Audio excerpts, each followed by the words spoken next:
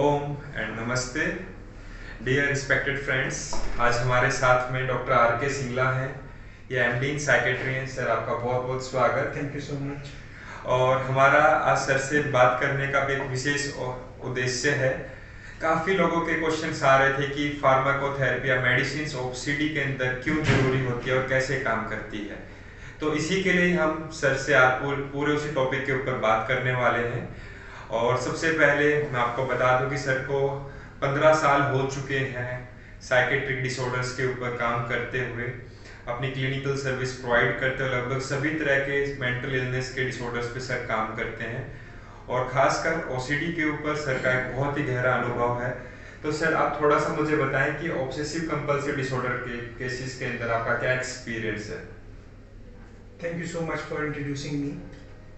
OCD यानी कि obsessive compulsive disorder. Obsessive compulsive disorder मतलब पेशेंट को ऑब्सेशन भी है और साथ साथ कंपल्शंस भी हैं। ऑब्सेशन मतलब unwanted thoughts, intrusive thoughts. Compulsion मतलब उस थॉट को रिस्पॉन्ड करने में बार बार जो एक्ट हम करते हैं उनको हम कंपल्शन कहते हैं। तो ये कंप्लीट होकर एक ओसीडी ऑब्सेसिव कंपल्सिव डिसऑर्डर बन जाता है। ओसीडी आमतौर पे 1 से 2% लोगों में पाई जाती है। 100 में से हर 1 या 2 व्यक्ति ओसीडी से प्रभावित है। और ओसीडी में माइल्ड, मॉडरेट, सिवियर ओसीडी होती है जो हम वाइट बॉक्स स्केल के थ्रू पता करते हैं। पेशेंट की कितने दिन के कितने टाइम वो ओसीडी में वेस्ट करता है ऑब्सेशन या कंपल्शन में। मिनिमम 1 आवर अगर वो वेस्ट करता है तो हम डायग्नोसिस बना लेते हैं ओसीडी का।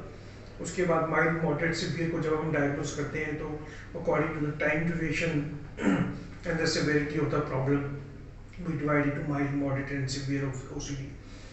ओसीडी इतनी कॉमन हो चुकी है आजकल। हम रोज़ अपने क्लिनिक पे 1 या 2 पेशेंट रोज़ ओसीडी का देखते हैं और इसको पेशेंट बहुत परेशान रहता है अपने थॉट्स की वजह से। उसको एंजाइटी होती है, उसको बेचैनी होती है और वो और किसी काम में मन नहीं लगा पाता। और या कई बार बहुत कॉमन होता है कि सेकेंडरी डिप्रेशन भी हो जाता है ओसीडी के बाद। और ओसीडी को ट्रीट करने के लिए हमारे पास बहुत सारे मेथड हैं जिसके बारे में हम आज बात करेंगे। Thank you sir, thank you very much. Sir एक बेसिकली कहा जाता है कि ओसीडी के अंदर कि कुछ लोग कहते हैं कि ब्रेन के अंदर कुछ इम्बैलेंस आ जाता है हार्मोनल लेवल पे, न्यूरोट्रांसमीटर लेवल के ऊपर। तो जो ब्रेन केमिस्ट्री है एक हेल्दी व्यक्ति की और जो एक व्यक्ति जिसके अंदर ऑब्सेसिव कंपल्सिव बिहेवियर बन चुका है, उन दोनों में क्या डिफरेंस रहता है?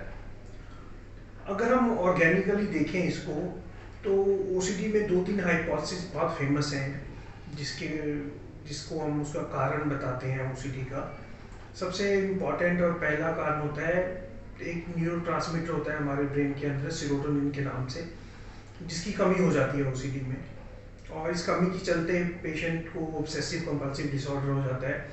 और ये इतना फेमस मैकेनिज्म है ओसीडी का और हमारा सारा ट्रीटमेंट इस पे बेस्ड है, how to increase the level of serotonin in the body so that we can treat OCD patients. और दूसरा, अगर हम कॉमन भाषा में बात करें तो एक हमारे दिमाग में फ्रंटल कॉर्टेक्स होता है और एक मिड ब्रेन होता है।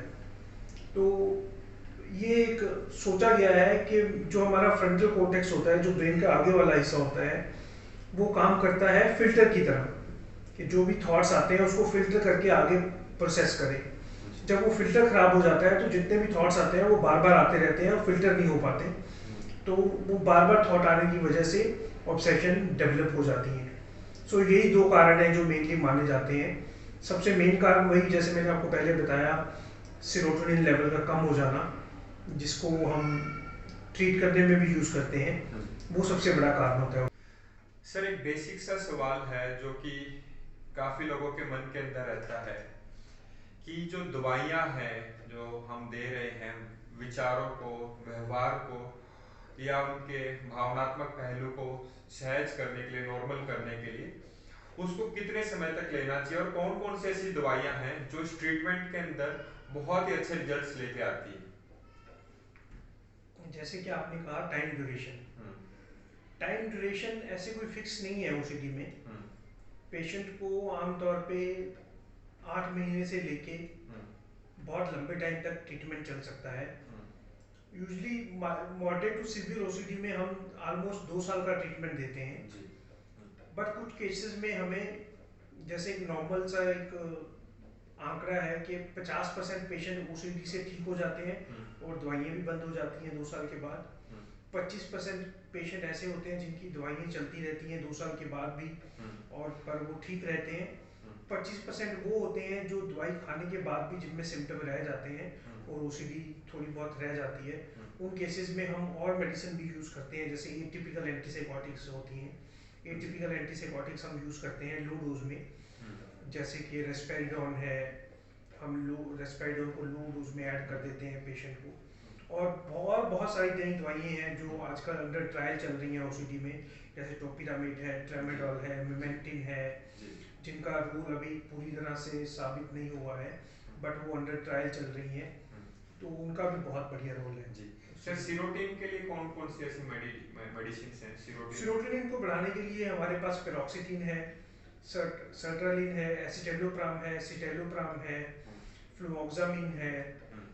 सो इस तरह से हमारे पास ये बास्केट है पूरी 5-6 एसएसआरआई की। क्लोमिप्रामिन मेडिसिन है जो ट्राइसाइक्लिक एंटी डिप्रेसेंट होती है बट वो मेनली सेरोटोनिन रीअपटेक इनहिबिटर्स होती है, वो हम यूज़ करते हैं यूजली रेजिस्टेंस ओसीडी में।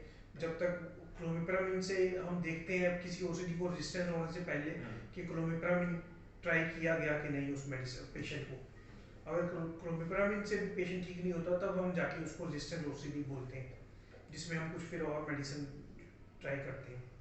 ओके, जैसे कि सर ने गाइड किया, काफ़ी सारी मेडिकेशंस हैं जो बहुत अच्छे से रिजल्ट्स लेके आ रही है। मेडिकल साइंस ब्रेन लेवल पे जो भी इम्बैलेंस हुआ उसको सही करने के लिए बहुत ही अच्छे से सपोर्ट करती है, मदद करती है।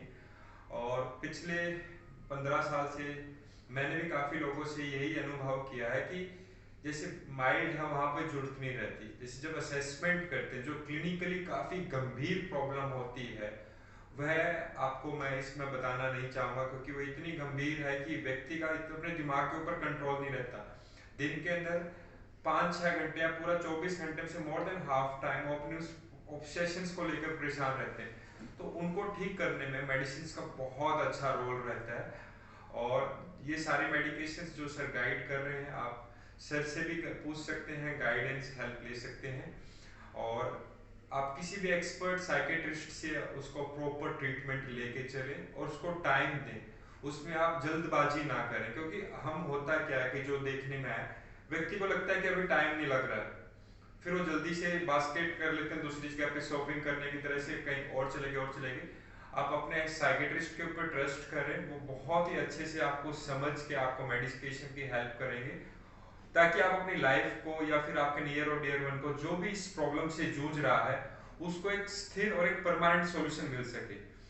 सो आज के इस सर का बहुत बहुत मैं आभार हूँ सर समय देने के लिए। Thank you Sandeep. सर और कोई मैसेज जो आप देना चाहेंगे कोई भी व्यक्ति जो कि किसी भी साइकेट्रिक या कोई भी मेंटल हेल्थ प्रॉब्लम से जूझ रहा है? आज जैसे हम ओसीडी की बात कर रहे हैं, ओसीडी में मैं आप सबको यही कहना चाहता हूँ कि ओसीडी में पेशेंस का बहुत बड़ा रोल है।